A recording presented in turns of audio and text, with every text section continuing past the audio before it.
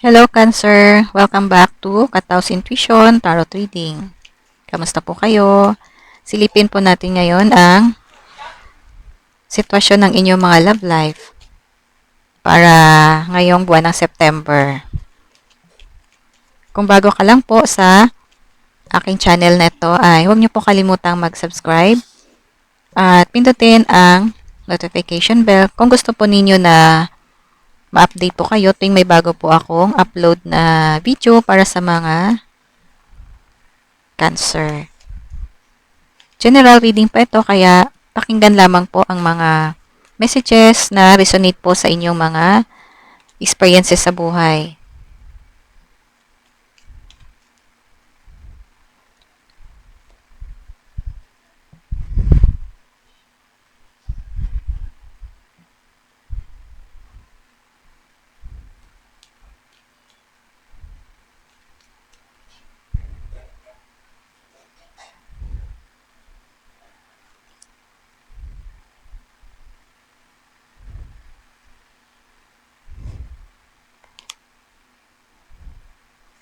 Okay. Ilatag na po lahat natin ang inyong tarot cards para tuloy-tuloy po ang ating basa.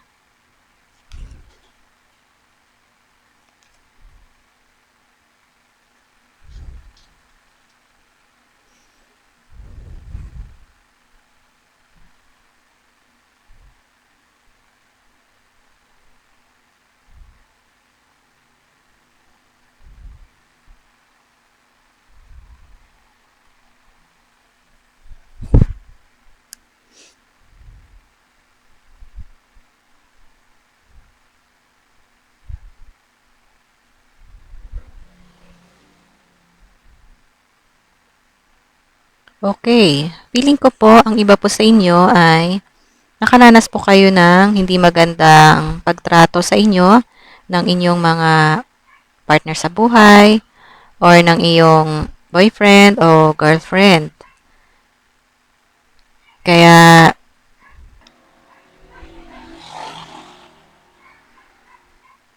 itong itong tarot card po na yan, nagpapakita po iyan na parang nagsisisi po. Parang ibig sabihin, example po, parang sana ito na lang yung pinili ko. Sana hindi na lang po ito, na hindi naman po maayos yung trato sa kanya. Parang ganun po ang pinapakita nitong tarot card. Parang marami siyang sinasabi na sana ay hindi yung person ninyo. So, ayun nga po nakikita ko, parang hindi po maayos yung mga trato na naranasan po ninyo. At dumating po siguro sa punto na parang nagkaroon na po kayo ng kalinawan sa inyong mga sitwasyon at gumawa po kayo ng isang action.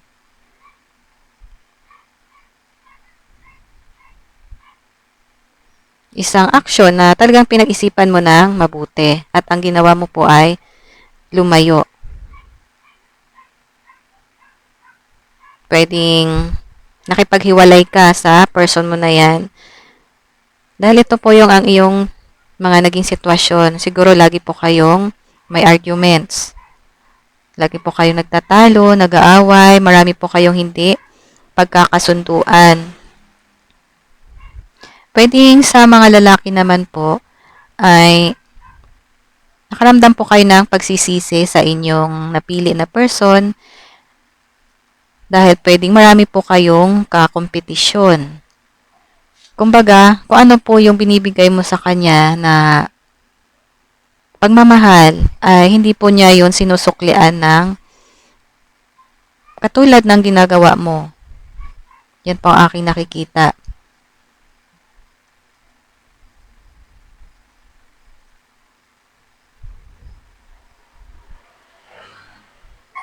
Kaya gumawa ka ngayon ng pasya or gagawa ng pasya ang iba sa inyo na makipaghiwalay na lang po kayo or iiwanan nyo na ang inyong person. Siguro ay napag-isip-isip na ninyo na kailangan nyo pong protektahan ang inyong emosyon, ang inyong energy, ang inyong pagkatao. Parang ganon. Dahil kayo po ay independent naman po kayo na klase ng individual. Kaya yan po ang inyong naging pasya or magiging pasya ng iba sa inyo. At pwedeng ang iba rin po sa inyo na lalayuan po ninyo ang tao na hindi naman po maayos ang trato sa inyo ay meron po kayong hahabulin na ibang nag-o-offer sa inyo ng maayos na pagmamahal. Isang stable na relasyon. Parang ganon. So, tatalikuran po ninyo yung tao na hindi naman po kayo pinapahalagahan. At, ayun po ang inyong pipiliin. Parang ganon po ang nakikita ko dito sa inyong card.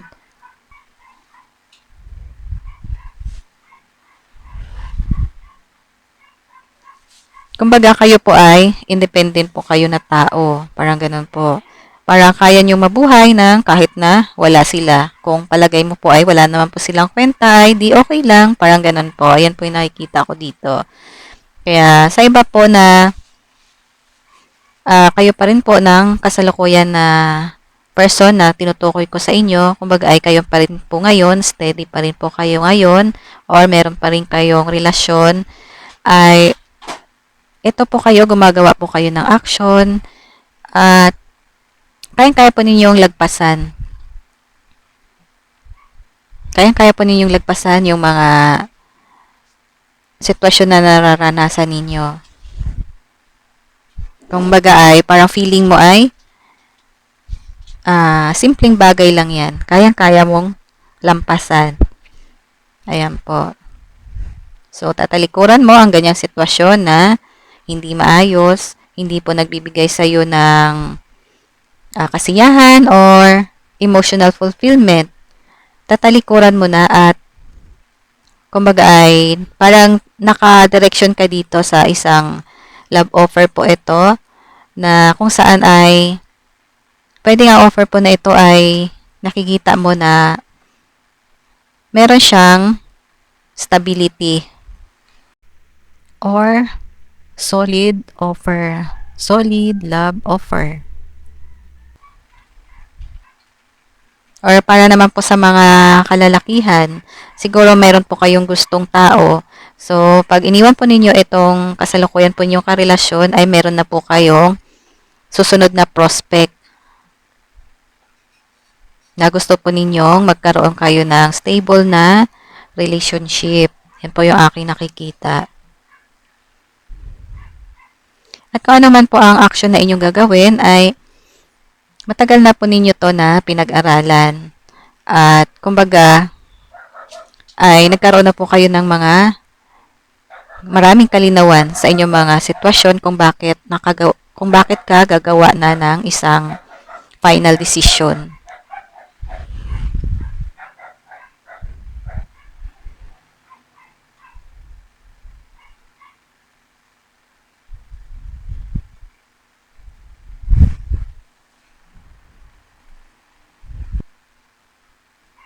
So, yun, kapag nalampasan po ninyo itong mga hindi magandang sitwasyon sa inyong love life, ay itong picture po ay nakaharap po siya dito sa isang bagong relasyon po ito na, or ang ibig po sabihin nito ay parang nasa horizon po ang bagong pag-ibig para sa inyo. Yan po, doon po kayo nakatingin na direction. Kung saan po ang inyong susunod na magiging love life ay magkakaroon na po ng magandang pundasyon ang inyong magiging relationship.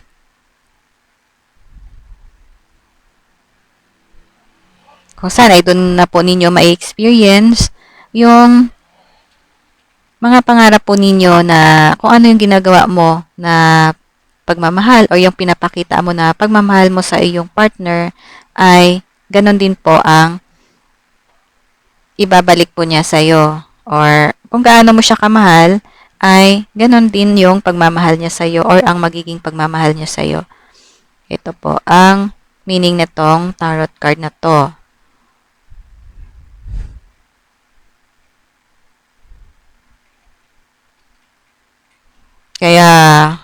sundin po ninyo ang inyong intuition. At kung ang sinasabi ng inyong intuition ay hihiwalayan nyo na itong walang kwentang kapartner ninyo ngayon, at aabangan nyo na itong bagong pag-ibig na dadating po sa inyo, ay go for it po. Tama po ang sinasabi ng inyong inner guidance po.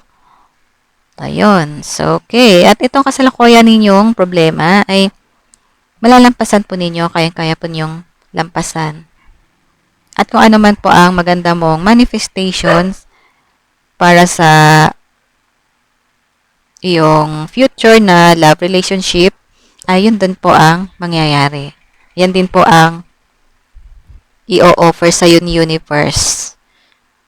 Hanggat wala ka pong inaagrabyado na tao o partner mo, ay nandyan po si universe. Magbibigay po sa iyo ng magandang justice sa iyong love life. Kaya kung makipaghiwalay ka man sa kasalukuyan mo karelasyon, ay idaan mo po sa maayos na usapan. Ayan po, ito rin po yung advice nito. Maayos na komunikasyon, maayos na usapan kung saan nagkaroon po kayo ng maayos na paghihiwalay. Parang ganun po yung pagkabasa ko po sa inyong tarot card. Ayun. Okay. So, ang reading po natin na to ay para po ito sa mga singles.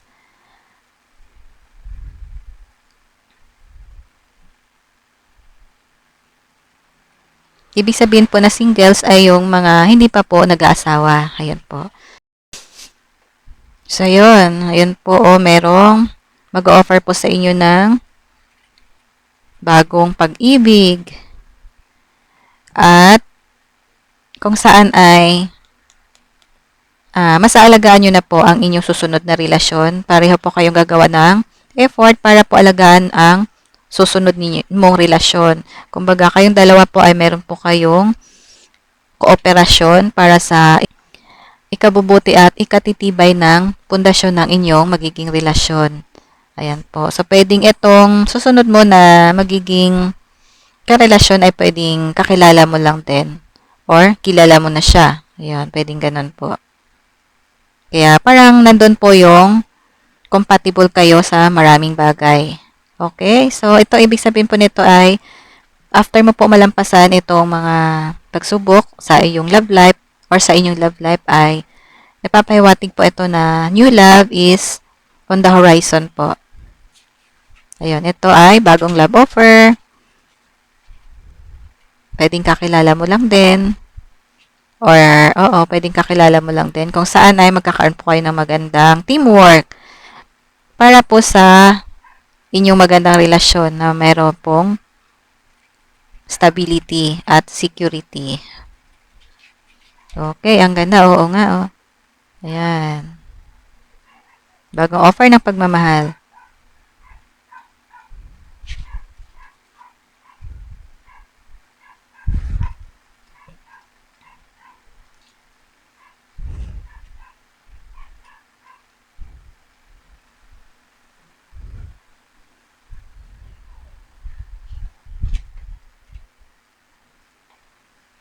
Ang inyong next person ay pwedeng Cancer, Scorpio, or Pisces.